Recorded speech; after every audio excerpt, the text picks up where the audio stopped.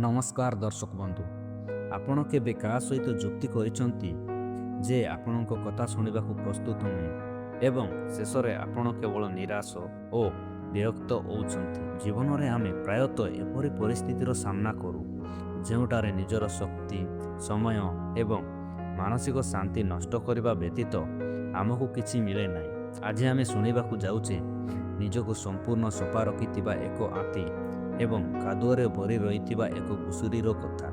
आसंतु जानिबा आतीर एई नीरवता एवं पछकू उठी जिबार निष्पत्ति पछरे केउ कारण लुचि रहिथिला एवं काहींकि कुआ जाए जे कादुअरे पतर फिंगिबा केबे भी लाभदायक नुहे। तोरे गोटे हाथी नदी कूलकू गला। से निज सुंडरे नदीर पानी नहीं निज उपरे डाली निजकू भल भावरे सफा कला। से मुंडरू गोड़ पर्यंत संपूर्ण रूपे सफा हो गला। परे से जेतेबेले हाथीटी रास्तारे जाउथिला से देखिला जे तार सामनारू गोटे घुसुरी आसु। से घुसुरीटी मुंडरू गोड़ पर्यंत संपूर्ण भावरे कादुअरे लिप्त थिला। हाथीटी ता सामनारू घुसुरी को आसिबार देखि से पाकू घुंची गला एवं घुसुरी को जीवा पाई रास्ता देला। घुसुरीटी या देखि खुशी होई तार सांगमानक पाखकू जाई कहला, तुमे देखिलो तो मु केते शक्तिशाली जे, मु केते विशाल जे, मते देखि एते बड़ हाथी भी पाकू अटी गला एवं मते रास्ता देला। जेतेबेले हाथीर सांग माने ए कथा शुणिले समस्ते हाथी पाखकू जाई पछारिले, तुमे से घुसुरी को देखि डरी गल कि?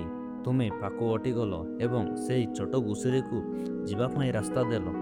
या शुणी हाथीटी हसी हसी कहला, सेमिति किछि नुहे, मु से घुसुरी को डरी नाही। मु चाहिले ताकू मो गोड़ थले चापी देइतांती, किंतु सेई घुसुरीटी संपूर्ण भावरे कादुअरे भरी रहिथि। मु एबे एबे निजको संपूर्ण भावरे सफा करी आसुछि। सेतिपाई मु चाहु नथिली जे से मो पाख देई जिबा समयरे तार कादुअ मो देहरे उपुड़ी पड़ू। तुमे जा भाबुछ ता संपूर्ण भूल।